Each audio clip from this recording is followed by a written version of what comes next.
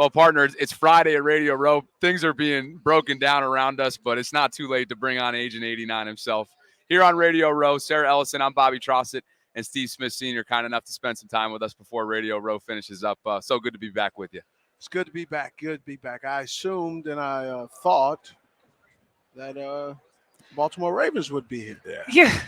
And I was preparing myself for that, and didn't have to. I don't want to say disappointed, but a little bit shocked Yeah. by it. And I think the city of Baltimore was shocked as well.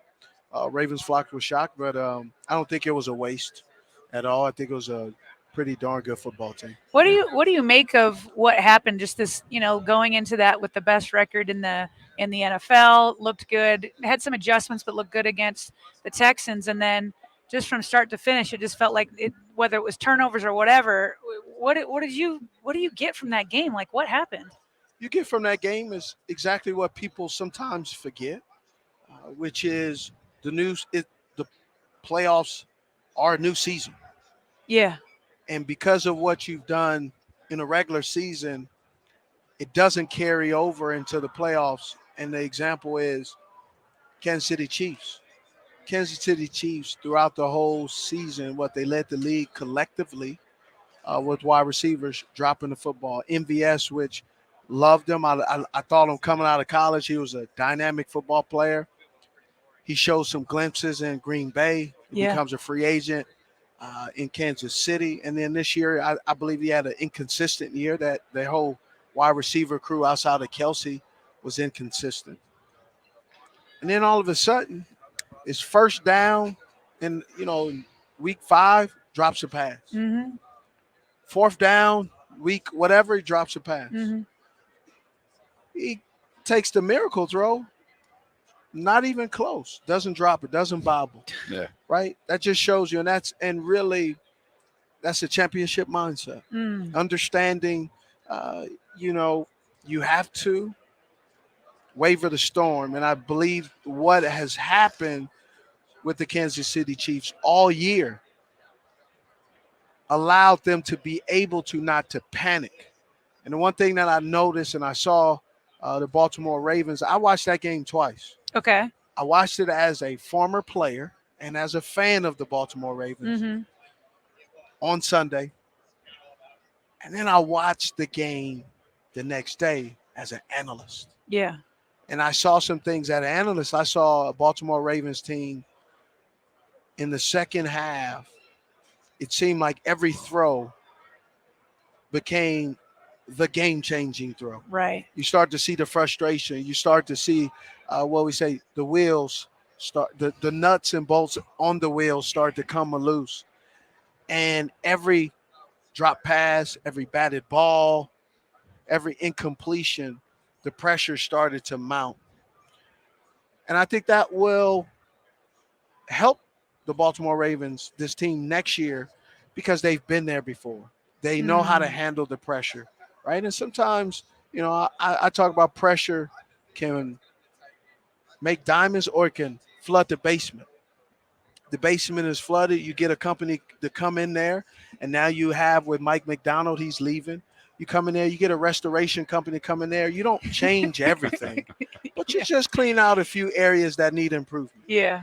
And with a new defensive coordinator, just like we saw with Todd Monken, a new offensive coordinator, a fresh pair of eyes and a fresh perspective breathes life into the same players, but they're looked at differently and they're valued differently. I believe Rashad Bateman looked different compared to what he hasn't looked in, until he was drafted with the Minnesota Vikings.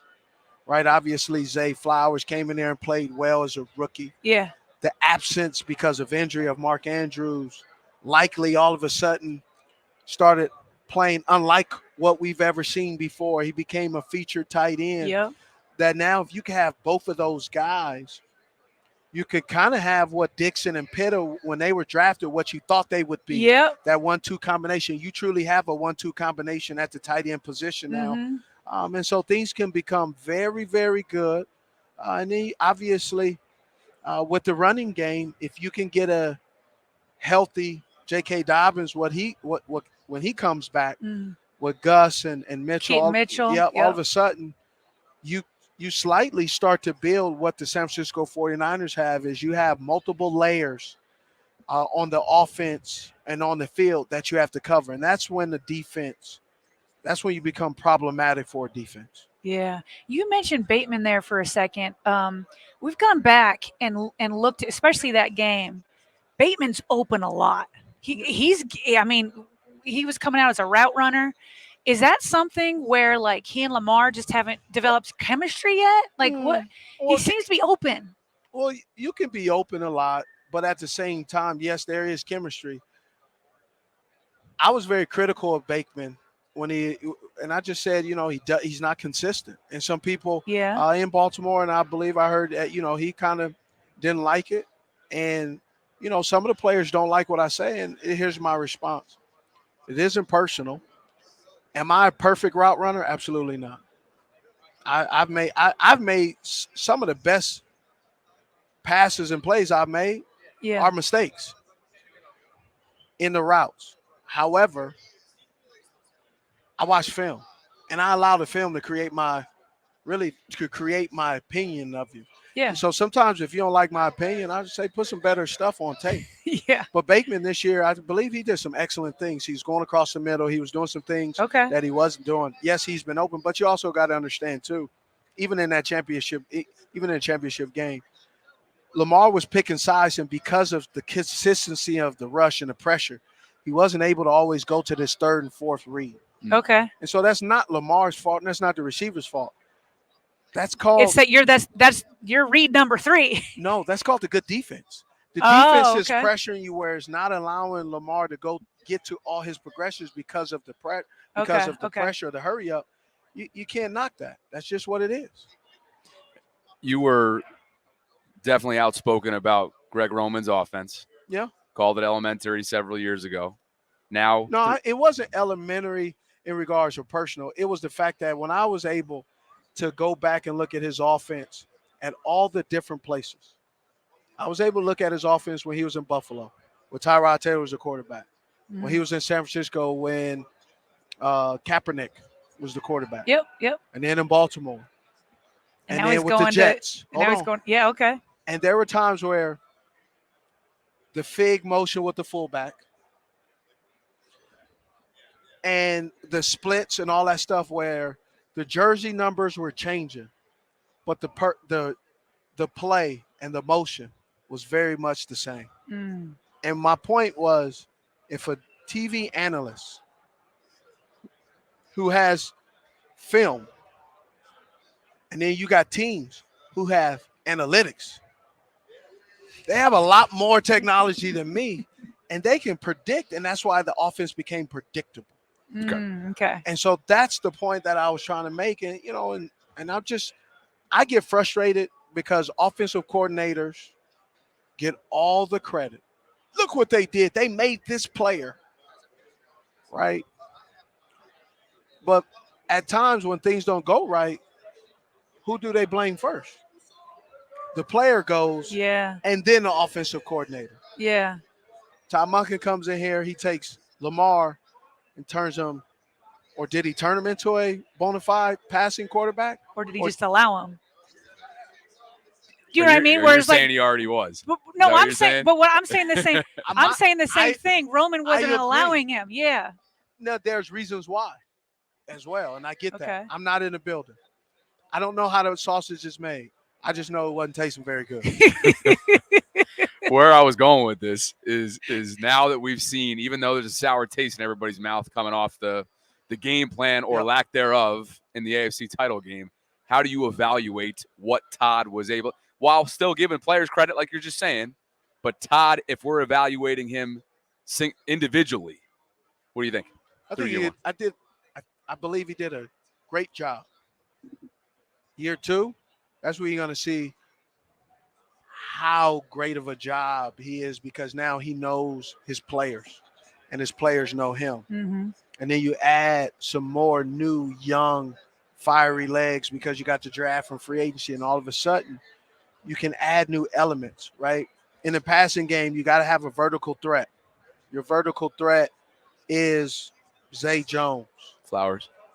Zay Zay Jones, yeah. Everybody says Zay Jones, and they Zay, interchange them. Yeah. You got Zay Flowers is a vertical threat, but then you also have Rashad Bateman as a vertical threat. Zay Flowers is horizontal.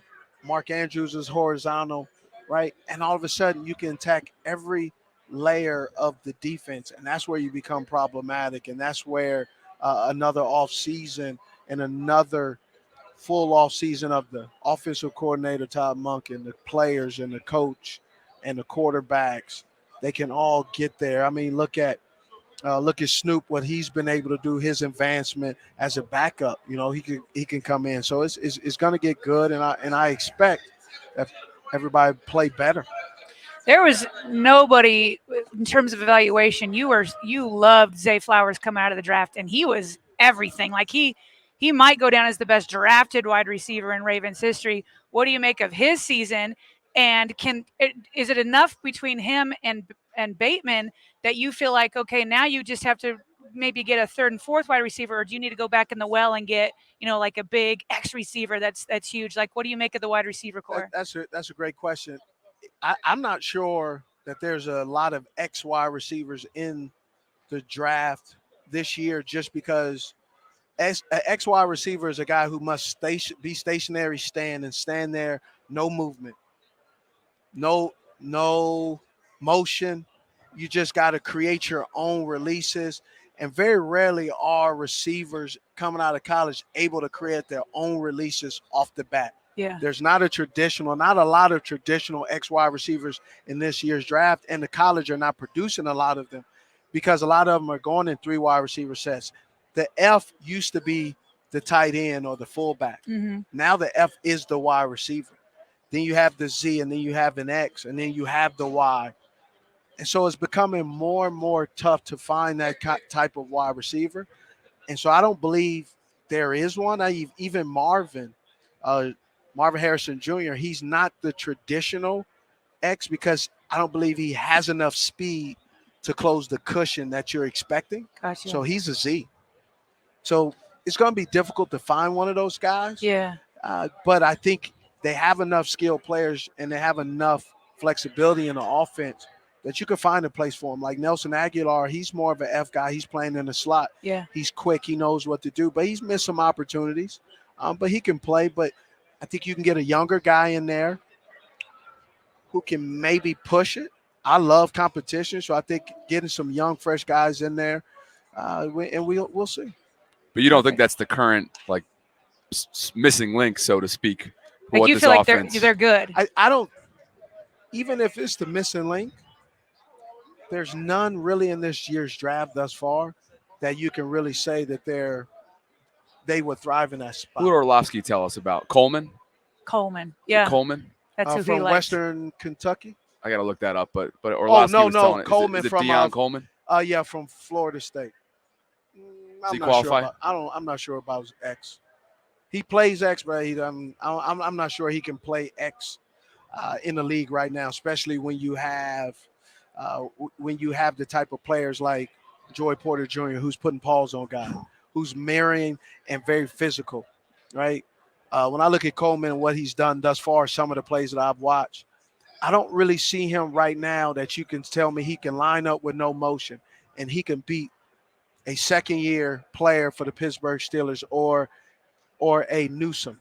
Yeah, Cleveland. Yeah. Or Denzel Ward. I'm not saying it's impossible, but I'm saying what I've seen on film and when I know what those guys can do and what I've seen him do against little boys in college, I think it's a little bit different. Mm-hmm. I'm not throwing shade, and I'm not saying it's impossible, but you're not going to have the impact immediately that you're expecting because the league is a little bit different than college. Yes, he played in the SEC and the ACC, but there's some pretty darn good football players from the Pac-12. So again, you don't know. Okay, Yep. But what you are telling us though is that if that is a missing link, they're making up for it, given the playmaking at tight end, given the depth at wide receiver. They retool in the draft, regardless of whether or not it's an X. You have to, right? You have to. Okay. All right, well, we'll finish up with this, Steve. Thank you so much for your time. Last night, Lamar Jackson named a 2-time MVP. That's dope. What's his trajectory, and what can you say in terms of letting Ravens fans have patience with him because I know the Super Bowl's in him, and I don't want people to give up on him yet. I think it's in him. So Why he just won MVP? How can you give up on him? yeah, no, Ravens fans are good. I'm talking about. I was confused. She's reading from Twitter. Yeah. This is Twitter. Right? Yeah. This is the vocal minority, Steve. Oh, Yeah. you No, and it's not Ravens fans. It's like other people saying he can't. Yes. Know-it-all GM? Oh, know-it-all GMs who say that he can't win the big one. Although the goalposts get moved back. That's for sure. Well, I got to do total access, and one of the questions is, if Brock Purdy loses or Patrick Mahomes loses, who tarnishes their legacy? I'm like, neither. Yeah. It's just called an L. Yeah. I think Lamar would be fine. One of the crazy things when I think of this Baltimore Ravens team, when I look at Patrick Queen, when I look at if he stays, right? If I look at Roquan Smith, you look at Kyle Hamilton, it reminds me of that fearsome Baltimore Ravens team that you're always scared to go up against, right? The Ray Lewises, the Air Reeds, and what I mean, they're not Ray Lewis and Air Reed, but they have the ability to impact the game in the same way. That's how I look at that defense, right? And then you look at whichever running back it is, they have that effective run when it was Willis McGahee, when it was Ray Rice, receivers, Anquan Bolden, right? You have those guys that you just start to go, this is a darn good football team, right? And so I just think they're barking up that right tree of excellence, of intimidation, of the Raven way, which is punishing, hit right through and to the end of the whistle. I really like that John Harbaugh story you told the other day, right before the AFC title game, about one of your buddies that stays in touch with him. Remember you told it? Oh, Jason Baker. Yeah, and you just He met it just Harbaugh spoke at the to Pro like Bowl. I met Harbaugh at the Pro Bowl, but it just spoke to like his longevity, his relatability, and whatnot. And I think there's some in Baltimore that have kind of felt a little, whether it's like have they maxed out. Well, he's been there 16 years. 16, and people have forgotten. Now I would say I did text him something very inspiring after his loss, and I know he was disappointed. He didn't text me back, so I'm actually. Not to like dive into it, but what's your definition of inspirational? Like, are you uplifting him? Are you giving him feedback? I just said, look, I know you guys lost, but if there's any coach that can guide these young men in this difficult time, you're very equipped. Oh. And no you didn't get a response. And no response. You didn't even hit like a like button on it? Nothing. That inbox, though, must have been deep, though. Yeah, it was. But here's the thing, though. That's just kind of the coach that he has been for me. Mm-hmm. He's always checked in on me. And he was our relationship that was cultivated my rookie season was something I always look forward to. Even though I know I was leaving in Carolina, and at that time we were there, and I was in Baltimore. I was in Carolina, and I said, "Hey, come get me." He said, "I'm gonna try." When we played, That's so dope. I love that. He's the thing I love about Coach Harbaugh, and the thing I disliked about Coach Harbaugh, he was always the same guy. And there's times where I just didn't need that today. Yeah. He was going to give it to you. Yeah. And there's times where I needed it, and he gave it to me. Yeah. That's special. Yeah, it is. Yeah. I love that. Come get me. Come get me. Good way to well, finish thanks it for off. letting us come get you. Appreciate this it. interview. That was good. Can I see that? I just want to see your hand. Oh, my God. That hand caught a lot of football. I think my That's hand sticky. is even bigger than that Sticky. committee. That is absurd. Yeah. Everybody we've talked to this week, I'm just looking. I'm like, these Dan dudes, Orlovsky man. was like, These yeah, guys, yeah, man. yeah. You guys are Dan built didn't really different. play, though. I love Dan. Man, you're going to do him dirty like Mad Dog did Yeah, earlier in the he did. week, calling him scrub. Man, Mad Dog need to watch it. What if he called you a scrub? What would he get? Nah. One hand? No, back in the day, I probably would have hit him in his fronts, but I'm not worried about it right now. If Mad Dog says I'm a scrub, appreciate it. I've been called worse by better people. He still got it, man. He still got it. I love Steve. Steve Smith Sr., really, really appreciate you for dropping by, and enjoy the Super Bowl this week. All right, thank you. Appreciate it. Go.